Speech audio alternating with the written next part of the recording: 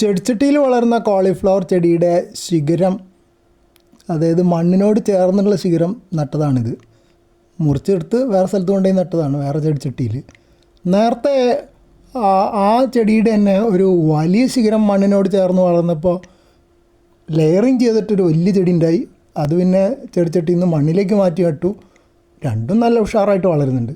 അപ്പോഴാണ് ഈ ഇത്രയും ചെറിയ ശിഖരം, ഇത് വളരെ ചെറുതാണ്, കഴിഞ്ഞ ദിവസം പോസ്റ്റ് ചെയ്തതാണ്. അപ്പോൾ തുടക്കത്തിൽ ചെറിയ സൈസിലും കാണുന്നുണ്ട്, പിന്നെ സൂം ചെയ്തിട്ട് ആ പുതിയ ഇല വരുന്നത് കാണിക്കാൻ വേണ്ടിയിട്ടാണ് സൂം ചെയ്തെടുത്തത്. അപ്പോൾ 4 ഇലകൾ ആദ്യം ഉണ്ടായിരുന്നു, പുതുതായിട്ടൊരു 5ാമത്തെ ഇലയും കൂടെ വളരുന്നതായിട്ട് കാണുന്നുണ്ട്. അപ്പോൾ അത് ചെടിക്ക് വേര് വരുന്നുണ്ട് എന്നുള്ളതിൻ്റെ ഒരു സൂചനയായിട്ടാണ് ഞാൻ എടുക്കുന്നത്.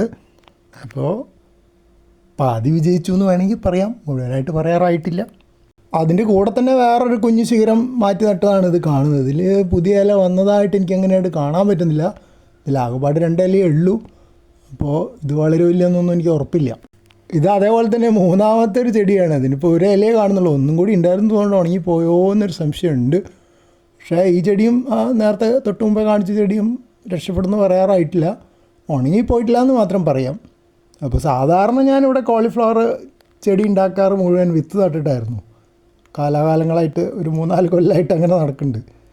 കുറേയൊക്കെ കോളിഫ്ലവർ എനിക്ക് ഉണ്ടായിട്ടുമുണ്ട്, പക്ഷെ അതൊക്കെ പറമ്പിൽ നട്ടതിൽ മാത്രമേ ഉള്ളൂ കേട്ടോ. ചെടിച്ചട്ടിയിൽ നട്ടത് 1-2 കോളിഫ്ലവർ ഉണ്ടായി, പക്ഷെ അതൊന്നും വലുതായി വന്നില്ല. ഒരു മീഡിയം സൈസിൽ ഒരെണ്ണം ഒറ്റ കറക്കി എടുത്തിട്ടുണ്ട്, വേറെ ഒരെണ്ണം കേടായിപ്പോയി.